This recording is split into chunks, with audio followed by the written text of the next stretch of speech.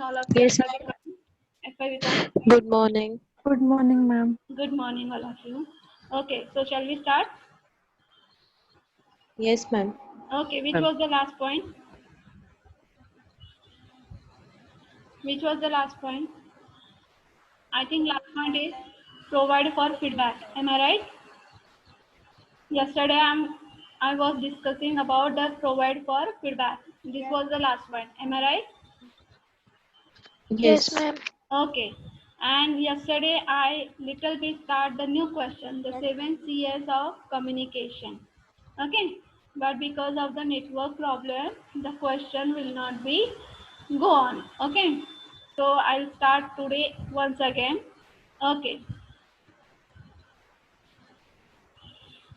Okay. Can you see the slide properly right now? Yes, ma'am. Okay. Yes, So ma'am. first point is clarity and conciseness. The 7 C's means the words start with C. Okay. So 7 C's of communication. तो वो कौन से अभी हम देखेंगे. Clarity and conciseness. There are 4 simple rules. Use first point. Use short sentences. Then second point. Use short words instead of long ones. Then next point. Use familiar words instead of unfamiliar ones. And next point, use proper nouns instead of abstract noun. Abstract noun. Okay. So the thing is that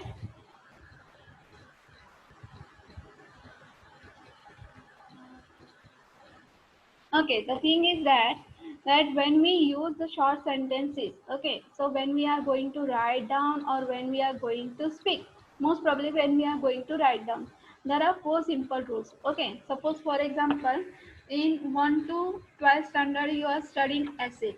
Okay, essay writing. Do you write na essay in 1 to 12 standard? Do you have the particular subject, language subject, Hindi, Marathi, Urdu, or English? Am I right? Am I right, all of you? Yes. Okay. Yes, So in ma'am. that we are going to write. Okay. And for essay writing, that we need to write more and more. And for that we need more reading. Okay. But because of the students or something, suppose not because of the problem, because of the students, but sometimes ऐसा होता है, कभी-कभी ऐसा होता है कि हमें ज़्यादा पढ़ने का, एक्स्ट्रा रीडिंग करने का वक्त नहीं मिलता, तो उसकी वजह से हमें क्या होता है, हमारे पास शब्दों का, हम जो बोलते हैं खजीना होना चाहिए, ये जो शब्द होने चाहिए वो शब्द हमारे पास होते नहीं. जब हम ऐसे राइटिंग लिखते हैं तो ऐसे राइटिंग में ज़्यादा से ज़्यादा शब्दों की ज़रूरत पड़ती है. तो वहाँ पे हमें किस तरह से इस्तेमाल करना चाहिए कि ना कि बड़े बड़े सेंटेंसेस लिखने चाहिए कि नहीं बड़े बड़े वाक्य लिखने चाहिए. उसके वजह उसके जगह पे हम छोटे छोटे वाक्य इस्तेमाल कर सकते हैं. Then second point, use the short words instead of long ones. कि अगर आपको कोई शब्द पता नहीं है, अगर आपको कोई वर्ड्स पता नहीं है, if you don't know the particular proper words, then use the short words. Okay.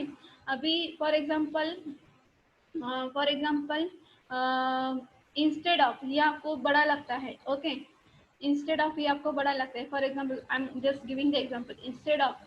Okay. और ऑन बिहाफ ऑफ दैट, तो ऑन बिहाफ ऑफ दैट, तो इसकी वजह से इस शब्द की जगह आप दूसरा शब्द इस्तेमाल कर सकते हैं कि इंस्टेड ऑफ आप इस्तेमाल कर सकते हैं. ओके. फॉर एग्जांपल रिकॉग्नाइज, ये आपको शब्द आपको पता नहीं है, तो आप क्या कर सकते हैं, आप दूसरा सिंपल वाला वर्ड्स यूज कर सकते हैं, नोस. ओके. KNOWS, no. तो ये सिंपल जो शॉर्ट वर्ड्स है वहाँ पे आप इस्तेमाल कर सकते हैं. Next point is use proper noun. हम नाउन पढ़ चुके हैं, 1st to 12th स्टैंडर्ड तक हम नाउन पढ़ चुके हैं. तो जो प्रॉपर नाउन होता है कि फॉर एग्जांपल प्रॉपर नाउन क्या होता है कि जिस व्यक्ति, वस्तु या किसी के बारे में, उसके बारे में ही बताया गया है, कि ना कि और के बारे में बताया गया है. एब्स्ट्रैक्ट नाउन की मैं बाद में बताऊंगी. जो प्रॉपर नाउन होता है, for example that is the flower. Okay. That flower is red. Okay. तो फ्लावर है वो नाउन है. ओके. और जो फ्लावर है वो नाउन है, लेकिन उस रेड फ्लावर के बारे में बात हो रही है, तो इसकी वजह से प्रॉपर नाउन यूज करना चाहिए, ना कि एब्स्ट्रैक्ट नाउन का यूज करना चाहिए. So do you understand this point properly, all of you? Hello hello, Yes, ma'am. do you understand this point properly? If you don't understand, then we will rewind again. Okay, if you don't understand, then you can raise your hand and I will explain again. Okay. Okay, so the message should be remarked by the clarity of thoughts and expression and by the short accurate composition. कि जैसे हमें किसी एक शब्द किसी एक subject को, yes महक बताइए, कुछ पूछना चाहती है महक? इससे बताओ ना, नीचे वाला पॉइंट कौन सा वाला? लास्ट पॉइंट वापस से बताओ ना। प्रॉपर नाउन वाला। हेलो महक, हेलो महक, हाँ यस मैडम। आपकी आवाज ठीक तरह से नहीं है। मैं कौन सा पूछा, आप कौन सा पूछे? प्रॉपर नाउन वाला बताओ, कौन सा वाला? ओके, हाँ प्रॉपर नाउन ना, समझ में नहीं आ रहा है ना? हाँ अभी प्रॉपर नाउन वाला बताओ मैम। ओके ओके, अभी मैं फिर से बताती हूँ आपको। तो प्रॉपर नाउन क्या होता है कि बाबा, हाँ मैडम।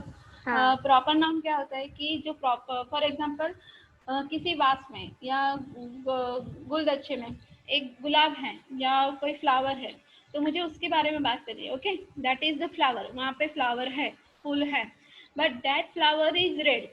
उसका पर्टिकुलर नाम दिया गया है, फ्लावर नाउन है, लेकिन कौन से कलर का है? रेड कलर का है। मैं रेड कलर के फ्लावर के बारे में बात कर रही हूँ। So that is called proper noun, कि उसके बारे में ही बात रहे। कि फॉर एग्जांपल गुलदस्ता है, उसमें बहुत सारे फूल हैं, लेकिन मुझे जो पसंद आया वो रेड वाला है, तो मैं उस रेड कलर के फूलों की बात कर रही हूँ, रेड कलर के फूल की बात कर रही हूँ। इसके लिए उसे क्या किया गया, उसको नाम क्या दिया गया? Proper noun. So do you understand this point properly? Do you understand this point properly right now? Okay. Yes, ma'am. Ma'am Yes, yes. Ma'am वो सेकेंड वाला use short word instead of long noun. Okay. Use short words instead of long ones. तो मैंने अभी आपको एक example दिया। Recognizes ये words पता है आपको? जानना, recognizes. ओके, recognizes मतलब क्या? जानना। ओके, अगर ये आपको शब्द पता नहीं है, फिर भी आप लिख रहे हैं कि recognizes की स्पेलिंग लिखने में मिस्टेक हो गई, तो इससे बेटर है he recognizes me very well. वो मुझे बहुत अच्छी तरह से जानता है, लेकिन मुझे ये वर्ड्स याद नहीं आ रहा है या उसका स्पेलिंग मुझे ठीक तरह से नहीं पता है, तो हम रिकॉग्नाइजेस की जगह हम दूसरा क्या वर्ड यूज कर सकते हैं? He knows me very well, वो मुझे बहुत अच्छी तरह से जानता है। तो मतलब क्या हुआ? दोनों का सेम ही हुआ, knows and recognize, similar words. Okay, there are similar words, understand or not? Yes yes ma'am. हाँ, तो उसकी वजह से आप रिकॉग्नाइजेशन लिखते हुए क्या लिखेंगे? नोज में लिखेंगे। नोज का जो स्पेलिंग होगा KNOWS। ओके, क्योंकि ही है तो हम वहाँ पे वो जो वर्ब है उसके पीछे हम एस की वा ES लगाते हैं। तो समझ में आ गया? अभी समझ में आया? Yes ma'am. ये ग्रामर के रूल्स है, मैं बाद में आपको समझाऊंगी। ओके, तो यहाँ पे क्या दिया गया है? The message should be mark by clarity of thoughts and expression and by short accurate composition. तो जैसे हमने कल भी पढ़ा था कि रिपीटेशन कहाँ होना चाहिए। तो आप जब भी मैसेज डालते हैं तो या मैसेज लिखते हैं या कॉम्पोजिशन लिखते हैं या कुछ भी लिखते हैं, ऐसे राइटिंग लिखते हैं, तो उसमें आपके थॉट्स वेरी क्लियर होने चाहिए। ओके, तो फॉर एग्जांपल मैं आपको देती हूँ, आपको एक एग्जांपल देती हूँ कि फॉर एग्जांपल आपको एग्जाम में पूछा गया, write down about your teacher, my favourite teacher. Okay, तो माय फेवरेट टीचर के बारे में आप उसके फीचर्स बताने वाले हो। ओके, कि फॉर एग्जांपल कोई जो लेडी है तो बहुत ही मीन्स फेयर है। ओके, तो फेयर आप ऐसे बोले कि बहुत गोरे मीन्स बहुत गोरे हैं, इस गोरेपन का आप उसका वो विशेषताएं आप बताने वाली है, तो आप उसकी जगह पे शी इज़ वेरी वाइट ऐसा नहीं लिख सकते। Understand? She is very white ऐसा नहीं लिख सकते। उसका फीचर्स क्या है आपको जो बताना था, वो क्लैरिटी आप में क्लैरिटी ऑफ थॉट्स आपके दिखाई देती है, पर उतना एक्यूरेट नहीं दिखाई देते। तो आप क्या लिखेंगे? शी इज़ वेरी फेयर ऐसा लिखेंगे। क्या लिखेंगे? उसके कॉम्प्लेक्शन के बारे में लिख रहे तो आप क्या लिखेंगे? She is very fair. So do you understand? Do you understand, all of you? Yes, ma'am. Do you Yes, understand? Okay. Next point is say. Say means बोलना. Many times great deal of time and energy is wasted in using unnecessary words and phrases. Okay. The redundant word or phrase is one which is not needed as its meaning.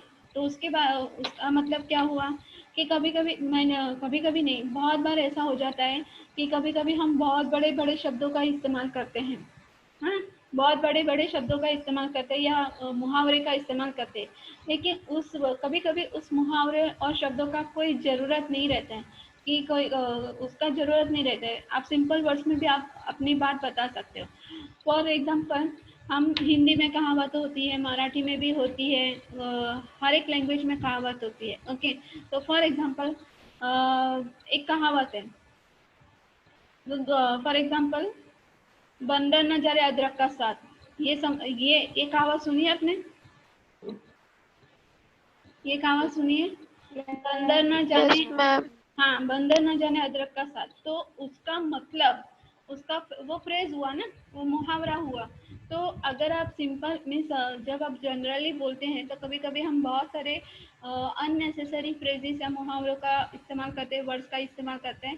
तो इससे better है कि हाँ, आप simple language में ही अपनी बात बता दो, सिंपल लैंग्वेज में ही अपनी बात बता दो। ओके, तो इसकी वजह से क्या होता है कि जो क्लैरिटी होती है, जो बोलना है वो सरल सरल आप वहीं पे बता सकते हैं। So do you understand this point properly? Do you understand this? Yes, ma'am. yes, ma'am. Okay,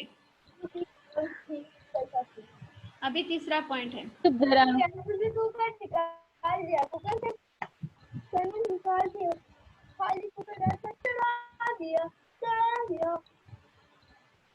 किसका ऑडियो चालू है? ना किसका ऑडियो चालू है? जरा म्यूट कीजिए प्लीज, या कहीं एक जाके कॉर्नर में बैठिए प्लीज, सब रिकॉर्ड हो रहा है। Okay, next point is correctness. In well-constructed message, there must be correctness of the language and correctness of information. From grammatical point of view, correctness will imply correct usage, correct spelling, and correct punctuation. Okay, तो correctness मतलब क्या? तो correctness means आपका जो आप कुछ भी लिखते हैं, कुछ भी काम करते हैं, तो आप भी उसका करेक्टनेस प्रॉपर होना चाहिए, सही होना चाहिए, उसको हम करेक्टनेस बोलते हैं। When you construct the message, okay, for example कि आप व्हाट्सएप का इस्तेमाल करते हैं, ओके, तो व्हाट्सएप का इस्तेमाल करते हैं तो कभी कभी व्हाट्सएप में हम पूरा मैसेज टाइप नहीं करते, वेल कंस्ट्रक्ट मैसेज टाइप नहीं करते हैं। तो वेल कंस्ट्रक्ट मैसेज टाइप नहीं करते तो सामने वालों को मैसेज भी पूरी तरह से नहीं जाता है। फॉर एग्जांपल आप बैंक में जाते हो, ओके, फॉर एग्जांपल आप बैंक में जाते हो तो बैंक में आपको जो फॉर्म दिया जाता है भरने के लिए, तो वहाँ पे आप जब पूरा फॉर्म नहीं भरोगे तो आपको ये तब तक आपका फॉर्म या अगली जो प्रोसीजर होगी वो कंफर्म नहीं होगी या प्रोसीड आगे बढ़ेगी ही नहीं। तो यहाँ पे भी वैसा ही है कि जब हम लिखते हैं तो ग्रामेटिकली पॉइंट ऑफ व्यू हमें वो सेंटेंस करेक्ट होना चाहिए, क्योंकि जब ग्रामर की बात आती है, व्याकरण की बात आती है, तो वहाँ पे लैंग्वेज की बात आती है, वो कोई भी लैंग्वेज हो। तो फॉर एग्जांपल हमारा इंग्लिश है, ओके, ये जो बीसी है, जो लिटिल बिट हमारा इंग्लिश जैसा सब्जेक्ट है, तो आप जब ग्रामर का यूज़ करते हो तो ग्रामेटिकली वो वर्ड्स करेक्ट होना चाहिए, सेंटेंस करेक्ट होना चाहिए और उसका मतलब भी सही होना चाहिए। For example, I read the passage, okay, ये सिंपल सेंटेंस है, I read the passage, okay. If I remove I from the sentence, if I remove I from the sentence, subject निकाल दिया मैंने सेंटेंस में से, तो रीड द पैसेज ये हुआ। तो रीड द पैसेज, हाँ, ये समझ में आ रहा है कि रीड द पैसेज तो किसको बोला गया है, मुझे बोला गया है या कोई औरों को बोला गया है, ये समझ में नहीं आ रहा है। तो do you understand this point properly? Do you understand this point properly? yes, ma'am. Yes, ma'am. Yes, ma'am. Okay, अभी मैं एक दूसरा एग्जांपल देती हूँ। Okay, I go to the garden. Okay, I go to the garden. Okay, अभी इसमें से मैंने garden निकाल दिया, ये जो शब्द है जो प्लेस है वो मैंने निकाल दिया। तो I go to, but where, when, वो टाइम नहीं दिया है। वो सेंटेंस कैसे दिखता है? वो सेंटेंस कैसे दिखता है? वो सेंटेंस कैसे दिखता है? आई एम आस्किंग यू, वो सेंटेंस कैसे दिखता है? I go to, but where do you go, वो सेंटेंस कैसे दिखता है? पूरा दिखता है या आधा अधूरा दिखता है? आधा अधूरा। आधा अधूरा। हाँ, इंफॉर्मेशन हमको पता नहीं, आगे का क्या पता है बताया नहीं, हमको पता नहीं। Okay, for example exam. Okay, exam will be held, पर आपको टाइम नहीं बताया तो आपको पता चलेगा? एग्जाम विल बी हेल्ड, आपको टाइम नहीं बताया तो आपको पता चलेगा एग्जाम कब है? नहीं। हाँ, तो यहाँ पे जो व्याकरण की बात करते हैं, grammatically the message or sentence should be correct by punctuation marks, by correct spelling and by correct use. तो उसका सही इस्तेमाल से हमें पता होना चाहिए। तो जब हम स्पेलिंग लिखते हैं, फॉर एग्जांपल हम बचपन से ही ये जो इंग्लिश सब्जेक्ट है हमारे, जब 5th में या 1st स्टैंडर्ड में जब से आप सीख रहे हो, तो जब हम स्पेलिंग लिखते हैं तो स्पेलिंग लिखते टाइम भी स्पेलिंग सही होना चाहिए। हाँ, स्पेलिंग सही होना चाहिए। अभी ये आपको ये जो पैसेज दिख रहा है तो उसमें स्पेस दिखाई दे रही है, या कभी कभी ये टाइपिंग का है तो इसकी वजह से कभी कभी गलती हो जाती है। लेकिन जब आप लिख रहे होते हो, या टाइपिंग हो या राइटिंग हो, तो आपको स्पेलिंग हमेशा करेक्ट। यस, इकरा कुछ पूछना चाहते हैं? इकरा मैम प्लीज, मैम सर फिर से रिपीट करेंगे कौन सा वाला? वो फर्स्ट थर्ड पॉइंट। हाँ, मैं वही बता रही हूँ। ओके, जैसे फॉर एग्जांपल अभी ये पैसेज आपको दिखाई दे रहा है आपकी स्क्रीन पे, सही बात है? दिखाई दे रहा है? दिखाई दे रहा है? आपको स्क्रीन दिखाई दे रही है? ओके, अगर ये शब्द बिल्कुल भी स्पेस नहीं हुआ, बीच बीच में जो दो शब्द हैं उसके बीच में स्पेस नहीं हुआ, तो आपको पता चलेगा क्या? पता चलेगा क्या है क्या नहीं है? पता चलेगा क्या? पता चलेगा? नहीं पता चलेगा। ओके, अभी आप देखिए यहाँ पे। ओके, एक मिनट, यहाँ पे अभी देखिए, एक मिनट।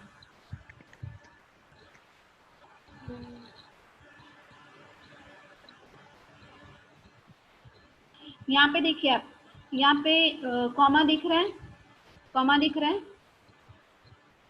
यस और नो?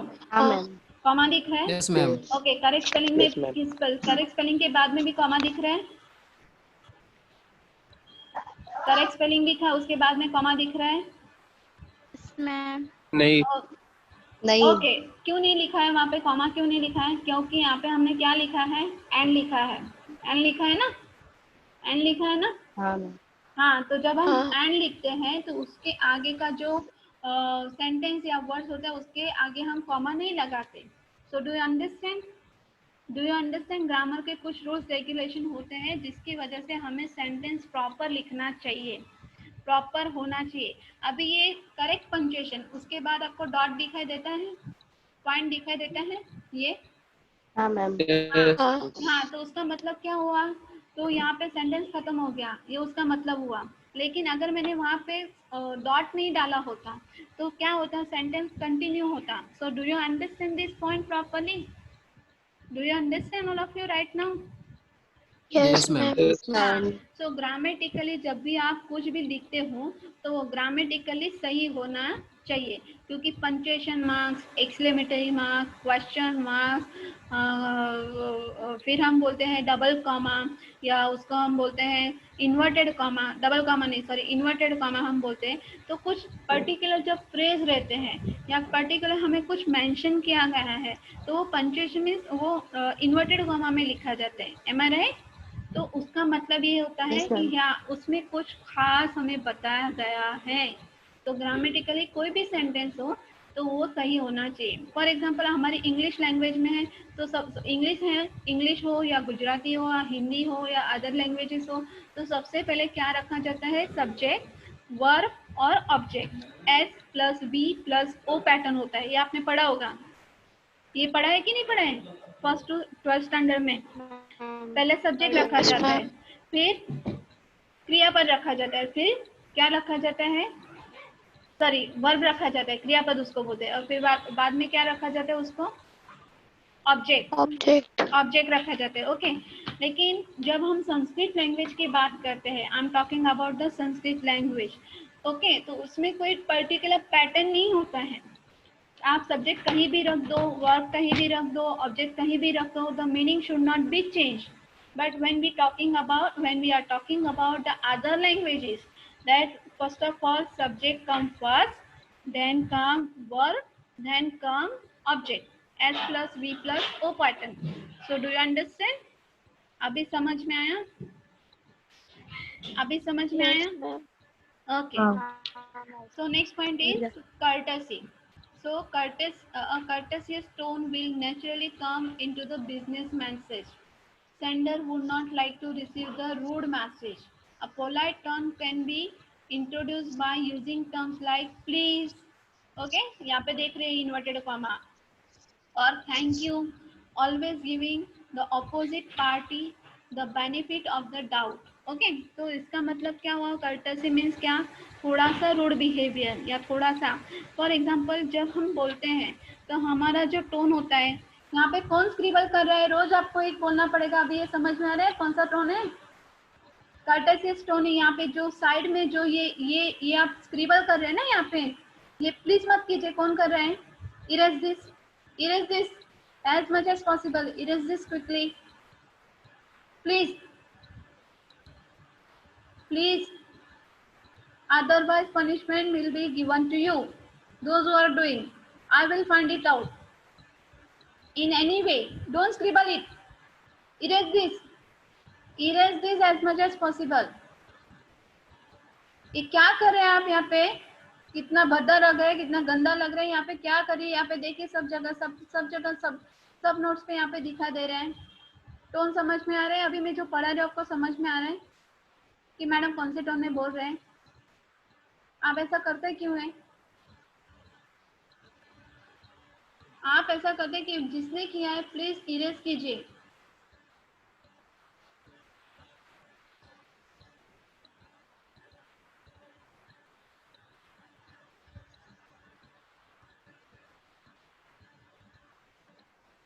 ये मुझे बिल्कुल भी अच्छा नहीं लगता है।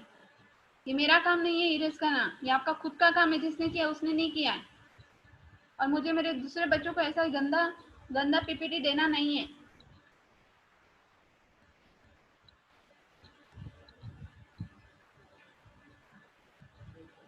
Okay, come to the point. So courteous tone will be naturally come into the business message. जो अभी मेरा जो टोन था, तो आपको समझ में आया होगा कि मैडम थोड़ा सा, क्योंकि मैं रोज आपको बता रही हूँ कि यहाँ पे स्क्रिबल मत कीजिए। आप मजाक कर रहे हैं या आप टाइम पास कर रहे हो, आपको खुद को पता है, क्यों मुझे पता नहीं, लेकिन मैं सीरियसली आपको पढ़ा रही हूँ। आपकी जिम्मेदारी है कि आपको सीरियसली वहाँ पे पढ़ना चाहिए। यहाँ पे अभी स्क्रिबल कभी भी दिखाई दिया मुझे, तो मैं वो आपको पॉइंट एक्सप्लेन करने वाली नहीं हूँ। आप खुद से करो, नोट्स भी देने वाली नहीं हूँ। करो खुद से, तो समझ में आएगा आपको। ओके, तो courteous tone will be naturally come into the business में। कभी कभी हो जाता है कि जो हमारा बोलने का लहजा होता है या बोलने का जो टोन होता है ऊपर नीचे आ जाता है, जैसे अभी आपने एक्सपीरियंस किया। The sender would not like to receive the rude message. आपको भी अच्छा नहीं लगा होगा, लेकिन जिसने किया उसने इरेज तो किया नहीं, तो इसकी वजह से रूड बिहेवियर और रूड मैसेज वो भी किसी को रिसीव करना अच्छा नहीं लगता है। The polite tone can be introduced by using the terms like thank you and please. Okay, most probably जब हम पोलाइट टोन में बोलते हैं, पोलाइटनेस मतलब क्या? विनम्रता। तो जब शांति से बात कर रहे हो तो भी लोगों को समझ में नहीं आता, फिर गुस्से से या रूडली आपको बोलना पड़ता है। लेकिन आपको बता दिया कि चलो अभी यहाँ पे स्क्रिबल मत करो, तो आपने एक बार में ही इरेज कर दिया होता तो वो अच्छा होता। ये किया तो नहीं, लेकिन ज़्यादा से ज़्यादा बढ़ा रहे, तो फिर टोन थोड़ा सा चेंज हो गया। So do you understand this point properly? Do you understand? Yes, ma'am. Okay, आगे से कोई भी जो ये कर रहा है ना, आगे से कोई भी जो ये स्क्रिबल कर रहा है, मुझे बिल्कुल भी पीपीटी पे, क्योंकि आप पढ़ रहे हैं एक्चुअली, आपके ऑलरेडी क्लास स्टार्ट हो चुके हैं, आपकी पढ़ाई स्टार्ट हो चुकी है, तो आप यहाँ पे टाइम पास नहीं करेंगे, सीरियसली पढ़ेंगे। आपका जो मोबाइल आप लेके हाथ में बैठे हैं ना, उसकी वजह से जब भी पीपीटी भी दिया जाता है या कुछ भी जब रिकॉर्डिंग भी होता है ना, तो पूरा का पूरा आप देखते भी होंगे शायद यूट्यूब पे, तो पूरा का पूरा रिकॉर्डिंग वहाँ पे ऐसे ही दिखाई देता है, कितना गंदा दिखाई देता है जिसने भी किया है। समझ में आया? समझ में आया? अभी आप बच्चे नहीं रहे। Do you understand? यस और know all of you? Yes ma'am. Yes Yes, yes और नो? ma'am. अभी बच्चे नहीं रहे, छोटे बच्चे नहीं रहे कि आपको स्क्रिबल करेंगे और आपको इरेज करना भी नहीं आता। स्क्रिबल किया तो इरेज करना भी आपको आना चाहिए। तो स्क्रिबल करना ही क्यों है? दूसरों का नोट्स क्यों बिगाड़ना है? आपने तो मेहनत किया नहीं।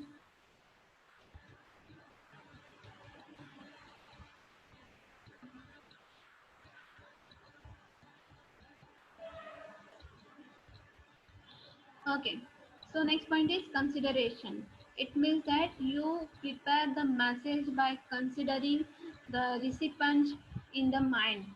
Try to visualize the receiver's desires, problems, circumstances, probable reaction to your request, thereby handling the matter from his point of view. This attitude gives human touch to the message. ये अभी सही टाइम पे ये हमको ये point मिला है, consideration. जैसे हम बोलते हैं कि अगर मुझे किसी ने पूछा नहीं तो मैं किसी को पूछने वाली नहीं, या मैं किसी को पूछने वाला नहीं। कंसिडरेशन मतलब क्या? अगर आपकी फीलिंग्स या आपके इमोशंस कोई समझ नहीं पाए तो आप वहाँ पे जाएंगे? आप वहाँ पे जाएंगे? अगर कोई आपका इमोशन समझता नहीं है, आपकी फीलिंग समझता नहीं है, तो आपकी प्रॉब्लम कोई समझता नहीं है, तो उस व्यक्ति के पास जाएंगे आप? उस व्यक्ति के पास नहीं जाएंगे। जो आपकी प्रॉब्लम समझते हैं, जो आपका इमोशन समझते हैं, जो आपकी फीलिंग समझते हैं, उसके साथ ही आप अपना प्रॉब्लम शेयर करोगे। एम आई राइट? एम आई राइट? Yes. सो कंसिडरेशन मतलब क्या? कि by considering the recipients mind, कि अगर हम अपने बारे में सोचते हैं तो हमको दूसरों के बारे में भी सोचना चाहिए। फॉर एग्जाम्पल, मैं अभी का जो एग्जाम्पल, जस्ट एग्जाम्पल कि मैं अभी गुस्सा हो गई, तो आप मेरी जगह होते तो आपको कैसा लगता? आपके नोट्स कोई खराब कर रहे हैं, आपने खुद मेहनत करके बनाया हुआ है, तो आपको कैसा लगेगा? आप मुझे बताइए, आपको कैसा लगेगा? गुस्सा आएगा। गुस्सा आएगा, आपको अच्छा नहीं लगेगा। आपका रिएक्शन क्या होगा? आपका रिएक्शन क्या होगा? आपका रिएक्शन क्या होगा? हेलो, आपका रिएक्शन क्या होगा? हाँ, आपका रिएक्शन क्या होगा? Hello, I am asking you, what is your reaction? गुस्सा आएगा। गुस्सा आएगा मीन्स अभी वो गुस्से वाली बात थी, इसकी वजह से वहाँ पे गुस्सा है। फॉर एग्जाम्पल आपकी मोबाइल जो आपकी पर्सनल चीज है, बरोबर है, आपकी पर्सनल चीज है, लेकिन किसी ने उसको छुपा के रख दी है, जानबूझकर छुपा के रख दिया, फिर आपको दे नहीं रहे, आप पूछे फिर भी आप नहीं बता रहे, तो आपको क्या होगा? आपका रिएक्शन क्या होगा? आपको इमरजेंसी है, आपको कॉल करना है, आपको नोट्स बनाना है, आपका मोबाइल उसने रख दिया कई जगह पे, तो आपका रिएक्शन क्या होगा? मारने का मन बहुत होगा, गुस्सा आएगा। बहुत गुस्सा गाली आएगा। दूंगा मैं। ऐसा मार तो नहीं सकते, लेकिन मीन्स वो फीलिंग्स क्या होगी? गुस्से वाली फीलिंग्स होगी ना, गुस्से वाली फीलिंग्स होगी यस ना। मैम। यस। अगर उसने आपकी प्रॉब्लम नहीं समझे कि अभी आपको क्या जरूरत है, तो फिर उसका मतलब क्या? अगर फॉर एग्जाम्पल जिस तरह से आजकल के जो बच्चे होते हैं कि माँ बाप कुछ बताते हैं, उनके लिए सही सही क्या है इसकी वजह से वो बताते हैं, लेकिन जब वो खुद माँ बाप बनेंगे तभी उनको पता है कि अभी मेरे माँ बाप ने उस टाइम मुझे क्या बोला था। अभी उनको समझ में नहीं आएगा, वो ह्यूमन टच अभी अभी अभी उसमें समझ में नहीं आएगा कि हमको बोलते ही रहते हैं, हमको डांटते ही रहते हैं, हमको टीचर बोलते ही रहते हैं। लेकिन ये अब बातें आपको कब समझ में आएंगी? जब आप बड़े हो जाएंगे, और बड़े हो जाएंगे, जिम्मेदारियाँ उठाने लगेंगे या कुछ और बताएंगे, उसकी वजह से आपको ये समझ में आएगा। तो उसको बोलते हैं कंसिडरेशन। फॉर एग्जाम्पल हम घर का एग्जाम्पल लें कि घर में मम्मा को आदत रहती है, ये सबको आदत रहती है, हाँ चलो आप if you are leaving the room please switch off the fan, switch off the light, but sometimes it happens that we do not switch off it, कि हम बंद करना भूल जाते हैं। ओके, तो उसने बताया कि लाइट पंखा बंद करो, ये बताते कि नहीं बताते? ये कॉमन बात है कि नहीं बात है? ये कॉमन बात है कि नहीं बात है? लाइट बंद करना, पंखा बंद करना, ये हमारे लिए कॉमन बात है। ओके, लेकिन अगर उसने बताया तो वो बारी बारी बताए, उसका मतलब क्या होता है कि हाँ, अगर ये बंद नहीं किया तो बिल अपना ही बढ़ने वाला है और अपना ही बिल भरने वाला है। तो इसकी वजह से आपको बारी बारी वहाँ पे बताया जाता है। So do you understand this point properly? उसके प्रॉब्लम, उसके डिजायर, उसका सर्कमस्टांसेस आप सोच के चलो। अगर ये एक सिंपल सी बात है, अगर कोई व्यक्ति को आप जब वो रिएक्ट करता है तो आप इतना ही सोचिए कि मैं उस जगह होता तो क्या करता। तो हमें ये बात पूरी तरह से समझ में आ जाएगी, पूरी तरह से समझ में आ जाएगी। Understand? Understand? Yes, ma'am. Okay, अभी दूसरा एक एग्जांपल देना है मुझे। फॉर एग्जांपल, कभी कभी हम चलते चलते गिर जाते हैं या कोई गिर जाता है, तो हमें सबसे पहले हमारा रिएक्शन क्या होता है? अगर कोई गिर गया है कुर्सी पे से, घर में बैठे हैं, या कोई गिर गया है, चलते चलते गिर गया है, तो उसका रिएक्शन क्या होता है? ज्यादातर क्या होता है? हंसी आती है। हंसी आती है। यही मुझे आंसर चाहिए था, हंसी आती है। लेकिन हम खुद गिर जाए तो उसकी जगह पे, तो क्या होगा रिएक्शन? हम गुस्सा आ खुद जाएगा। तो हंसने हंसने को आएगा, रोना आएगा। रोना आएगा। So when you put yourself in the place of someone else at that time, you will understand the feeling, the emotions, the problems of that particular person. So do you understand this point properly? yes, Do you Yes, ma'am. understand? Okay. दूसरा है completeness. यहाँ पे completeness, यहाँ पे देखिए spelling गलत है थोड़ा सा टाइपिंग में। ओके, दिखाई दे रहा है यहाँ पे?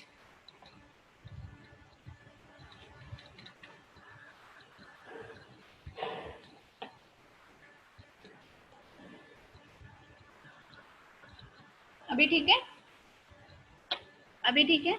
yes, yes, हाँ मैम। हाँ, तो ये जो हम पढ़ रहे हैं उसका यहीं पे ही हमको एग्जाम्पल मिल रहे हैं।